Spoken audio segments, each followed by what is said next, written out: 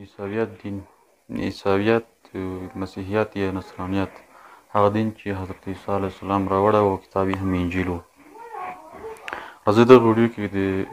عیسی علیه السلام راوړی دین او د هغې د تحریف په اړه او په تاریخ کې د مهم پړاوونو په اړه د یوه لنډه کتنه وکړو.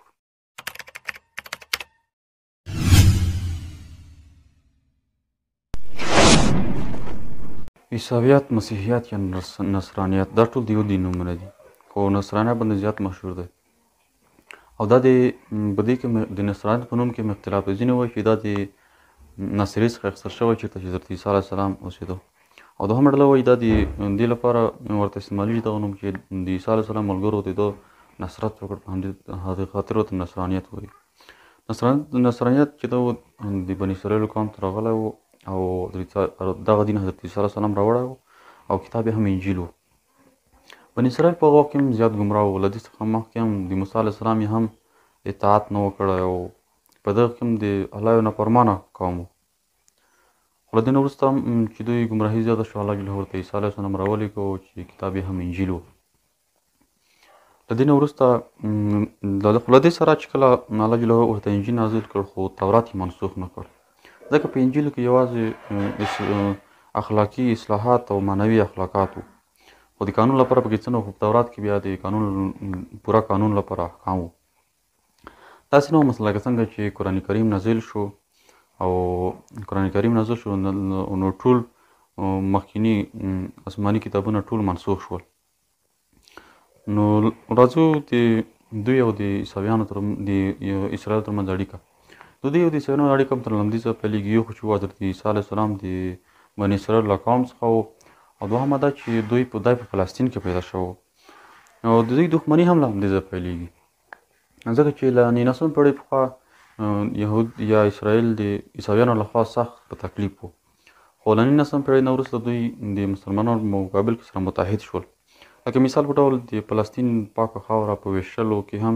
دوی سره متحد وو، او په افغانستان او په عراق باندې د دوی حملې او اوس نه په فلسطین په غزه کې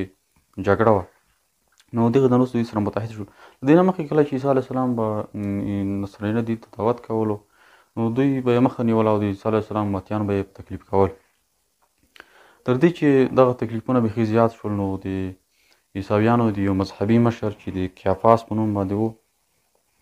هغه دسیسه جوړه کړه او د ده د وژلو پلان یې ونیو. نو له دې سره ده د روم د پاچا لخوا ټاکل شوی فلسطین ته والي بیلاروس، هغه یې ورته ولمسه، هغه ته یې وویل چې دغه عیسی نومي سړی ځان بادشاه بولي او د روم د پاچا اطاعت هم نه کوي او مالیه هم نه ورکوي. هغه یې د نیولو حکم صادر کړ او وروسته یې د اعدام حکم ورکړ. له دې نه وروسته 3 پېړیو په تېرېدو سره عیسویت دین یو ډېر خطرناکې مرحلې ته داخل شو، چې د شاول په نوم یو یهودی دیني عالم چې هغه وخت به یې د عیسی علیه السلام امتیان سخت په تکلیف کول، خو له دې تکلیف کولو سره هم دوی د خپل دین نه وغوښتل. نو ده فکر وکړ یوه بله لاره یې غوره کړه چې دی د فلسفې او منطق یو پوه و، نو دوی بله لاره غوره کړه او دوی په عیسویت دین کې وغوښتل چې په عیسویت دین کې په ظاهره داخل شي تر څو پکې دننه شي. دوی لاړه او د عیسویت دین مذهبي مشرانو ته یې وویل چې زه له دمشق نه فلسطین ته روان وم، په لاره کې مې حضرت عیسی علیه السلام ولید، ورته وویل چې زما امتیان مه ځوروه او زما د امت سره یو ځای شه او زما د دین لپاره دعوت کوه. له دې نه وروسته هم د ده نوم د شاول څخه پاول ته واړو چې اوس په عیسویت کې د سنټ پاول په نوم یادېږي. له دې وروسته د عیسویت دین تحریف پیل شو، او دغه سره ده لومړی دا عقیده پکې نه کړه د عیسویت توحید دین یې تثلیث عقیدې ته واړو. یعنې دا چې ده د تثلیث عقیده دا معنا چې ده ویل چې خدای چې دا خدای درې دانې هر یو جلا هم خدای دی او ټول سره چې جلا یو ځای شي هم دا خدای دی. مثلا الله جل جلاله، عیسی علیه السلام او روح القدس، یعنې دغه ټول که سره یو ځای هم شي یو خدای ترې جوړېږي، او نعوذ بالله او که جلا هم وي هر یو هم ځان ته خدای دی. او حضرت عیسی علیه السلام چې و دا د الله جل جلاله نعوذ بالله زوی دی. او بله دوهمه عقیده چې وه د کفارې عقیده یې پکې دننه کړه چې مثلا چې الله جل جلاله د خپلو بندګانو سره ډېرې مینې له امله خپل زوی یې په دار کړ تر څو د بندګانو ګناهونه یې معاف شي او د دې لپاره چې همدې عقیدې له امله عیسویان مثلا دا که اروپا ده که استرالیا ده او که امریکا ده دوی ځواکونه ملکونه لاندې کوي او د خلکو مالونه خوري دوی عقیده لري چې زموږ ټول ګناهونه معاف شوي دي ضرورت نشته چې مثلا موږ په ګناه باندې سرپا وکړو او ګناه ونه کړو یعنې زموږ ګناهونه نه حسابېږي زموږ ګناهونه د عیسی علیه السلام په در کېدلو سره معاف شوي دي درېیمه عقیده په دوی کې د قیامت ورځې عقیده وه په دې سره دوی دغه شاول دا عقیده پکې دننه کړه چې ورته وویل چې د قیامت ورځې حساب کتاب ټول د حضرت عیسی علیه السلام په لاس کې دی یعنې که هغه څوک جنت ته بیایي او که څوک دوزخ ته چې وي یعنې ټول حساب کتاب د هغه په لاس کې دی همدې عقیدې هم په دوی باندې زیات اغېزه وکړله او دوی لوری ګناهونو ته مخه وکړه څلورمه عقیده د صلیب عقیده وه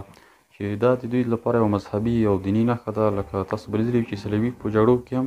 دوی دغه جنګونه د صلیبي جګړو په نوم یاد شول او دغه نښه یې دوی ته وویل چې دغه چې دی حضرت عیسی علیه السلام چې دی په در شوی دی او دغه عقیده هم پکې دننه کړه او دغه سره دغه چلیپا څه ده د صلیبي نښه یا د ریاضي کې د جامع علامه دوی داسې عقیده لري چې د حضرت عیسی علیه السلام سر د چلیپا په پاسنۍ برخه یو لاس یې د چلیپا په ښۍ خوا او بله یې په چپه خوا او پښې د چلیپا په لاندنۍ برخه پورې تړل شوي دي او په دار شوی دی نو دغه تحریفات وو چې شاول په عیسویه دین کې راوستل او عیسویه دین یې د توحید دین نه شرک خواته بوتلو تر دې چې دومره تحریف پکې وشو چې د عیسویه دین کې نوي انجیله جوړ شول او له دې نه وروسته په 325 میلادي کال کې د رومي امپراتور چې ټول د عیسویت ټول مذهبي مشران یې سره ټول کړل او له ډېر بحث نه وروسته یې 4 انجیله ترې جوړ شول له دې نه وروسته دا زیات تحریف له امله دغه اصول چې کوم شاول جوړ کړل نو دغه د عیسویت دین اصول وګرځېدل تر دې چې حضرت محمد صلی الله علیه وسلم اسلام دین راوړ او قرآن کریم نازل شو الله جل داسې کتاب نازل کړ چې په دغه سره الله جل حفاظت یې خپله کوي څوک تحریف نشي کولی البته که څوک قرآن کریم ته مراجعه وکړي او خپله عقیده د قرآن کریم مطابق برابره کړي د دې نه وروسته د عیسویانو سره زیاتې جګړې هم راغلې کله چې حضرت عمر رضی الله تعالی عنه خلیفه شو په 618 میلادي کال کې د شام فتوحاتو په لړ کې فلسطین پرته له جنګه ونیول شو له دې نه وروسته بیا په 1999 میلادي کال کې د صلیبي جګړو په طرز کې فلسطین یو ځل بیا اشغال شو همدې مسیحیانو له دې نه وروسته بیا په 1908 میلادي کال کې صلاح الدین ایوبي د یحتان په جګړه کې بیرته فلسطین بیرته فتح کړ له صلیبي جګړو نه وروسته مسیحیانو یا نصرانیانو د دعوت یا تبلیغ لاره غوره کړه دې نه دا چې دوی په اسلامي ملکونو کې شفاخانې پوهنتونونه او دارالیتیم او نور داسې د دارالاطفال جوړول تر څو مسلمانانو په خپله ورځي خپل کارونه هم وکړي او د عیسویت دین ته تبلیغ هم وکړي شفاخانې ته یې په دې زیاته پاملرنه کوله چې دوی عقیده لري چې عیسی علیه السلام به مړي ژوندي کول عیسی علیه السلام مړي ژوندي کول او ناروغانو ته شفا هم ورکوله په همدې سره دوی هم دغه کار غوره بولي چې د ناروغانو علاج وکړي له دې نه وروسته دوی په 1988 میلادي کال کې د 119 میلیارده ډالره بودیجه خالص د دعوت تبلیغ لپاره تصویب کړه نو دغه ویډیو د عیسویت د پېژندنې په اړه وه د یهودیت د پېژندنې په اړه ویډیو خو تېره شوې ده نو هیله من چې تاسو به خوښه شوي وي او تاسو به یو څه عیسویت دین در پېژندلی وي هیله من چې دا خپرونه ستاسو د خوښې وړ ګرځېدلې وي